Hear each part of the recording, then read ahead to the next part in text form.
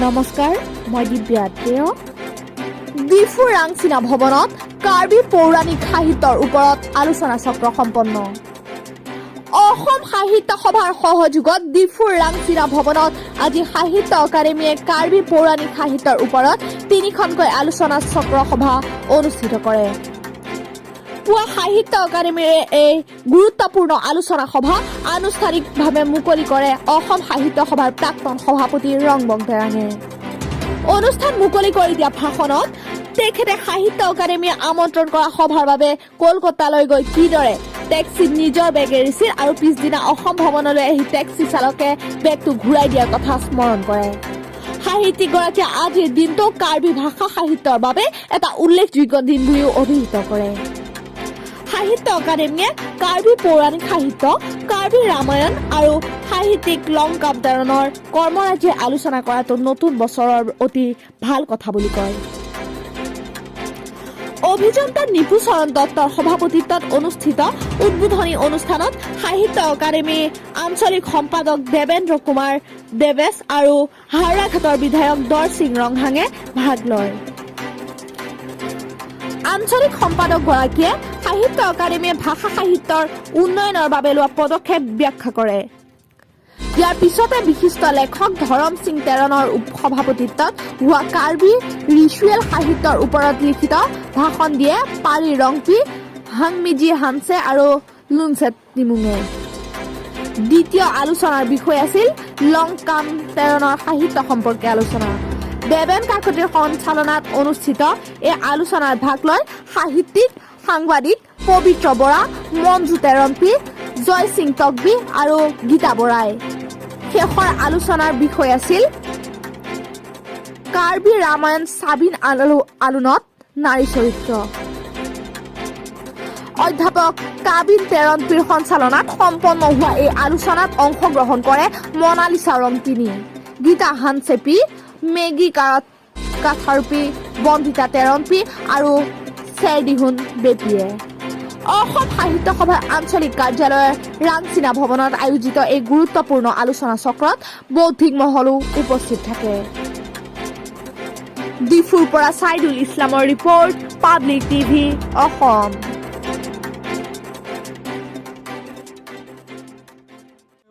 মোৰ কাৰণে নহয় জিলাখনৰ কাৰণে নহয় গোটেই কাৰ্বি জনগোষ্ঠীৰ কাৰণে এটা বৰ ডাঙৰ এটা দিন বুলি ভাবিছোঁ মানে খুব নতুন বছৰৰ ইংৰাজী নৱবৰ্ষৰ সময়ত এইটো এটা নতুন এটা বিশেষকৈ সাহিত্য একাডেমীৰ নিচিনা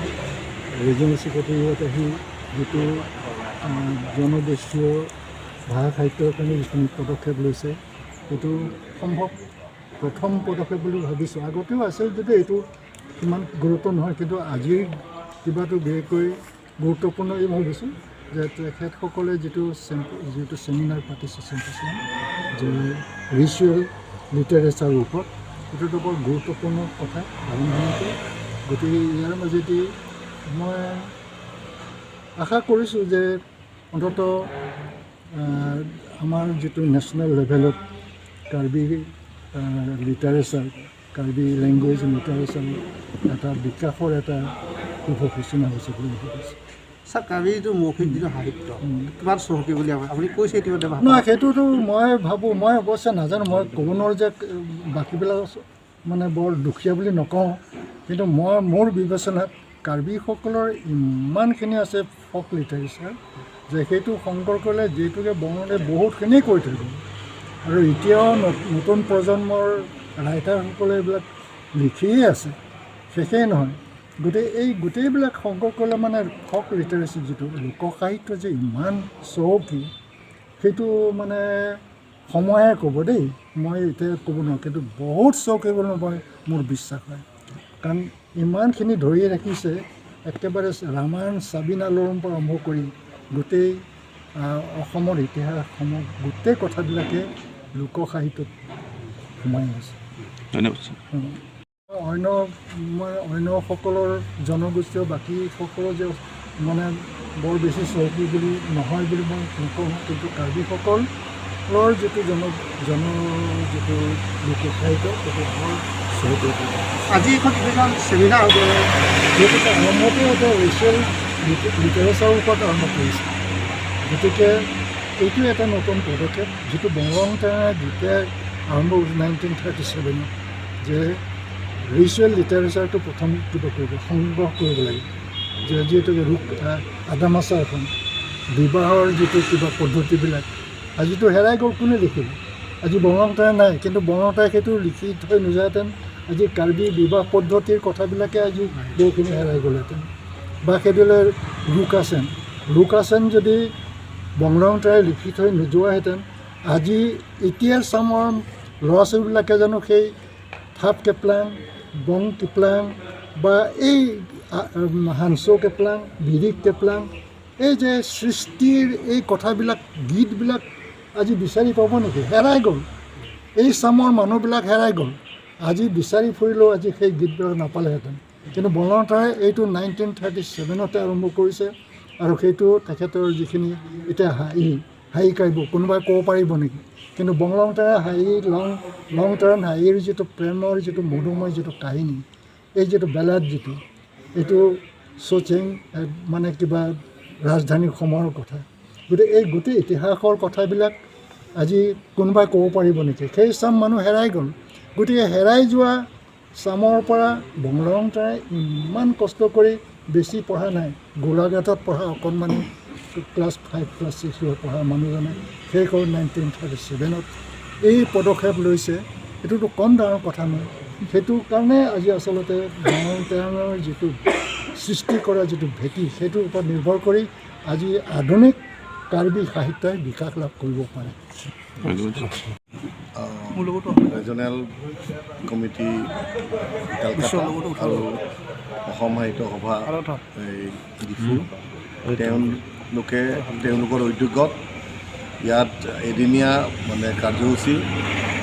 কাৰ্বি ৰিচুৱেল লিটাৰেচাৰ ইয়াৰ ওপৰত চিম্প'ছিয়াম হ'ব। গতিকে আজি এই প্ৰথম যিটো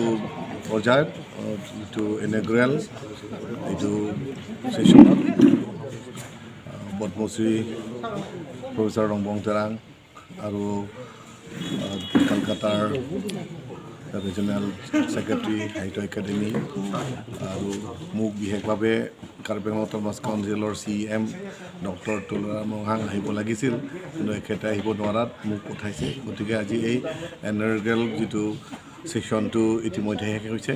বিশেষভাৱে আজিৰ দিনটো কাৰ্বিসকলৰ যি ৰিচুৱেল লিটাৰেচাৰ যিবোৰ আছে সেইবোৰ ওপৰত আলাপ আলোচনা কৰিবলৈ কাৰণে আজি এই কাৰ্যসূচীটো লোৱা হৈছে। গতিকে আমি বহুত আশা কৰিছোঁ যে এই কাৰ্যসূচীৰ যোগেদি যাতে কাৰ্বিৰ যিটো লুকাই থকা বা ক'ৰবাত ৰৈ থকা যিবিলাক ৰিচুৱেল যি লিটাৰেচাৰ আছে সেইবিলাক লৈ আনি কাৰ্বি যিটো ভাষা কাৰ্বি সংস্কৃতিৰ লগতে সমগ্ৰ অসমখন আমি সমন্বয়ৰ লগতে আমাৰ ভাষাবোৰ যাতে আমি চহকী কৰিব পাৰোঁ আৰু আমি আমাৰ যিটো উঠি অহা যুৱ চামক যাতে আমি সেইবিলাক আমি উলিয়াই লৈ আনি যাতে তেওঁলোকক আমি শিক্ষিত কৰিব পাৰোঁ। সেইখিনি পদক্ষেপ আমাৰ ডিফুৰ সাহিত্য সভাৰ গুজৰণ দত্ত আৰু লগতে জয়সিং তকবি তেওঁলোকৰ উদ্যোগত তেওঁলোকৰ চেষ্টাত এইখিনি হ'বলৈ গৈ আছে। গতিকে সুকলমে হওক সেইখিনি কৈ আমি আজিৰ দিনটো এই প্ৰথম কাৰ্যসূচীটো আমি সমাপ্ত কৰিলোঁ।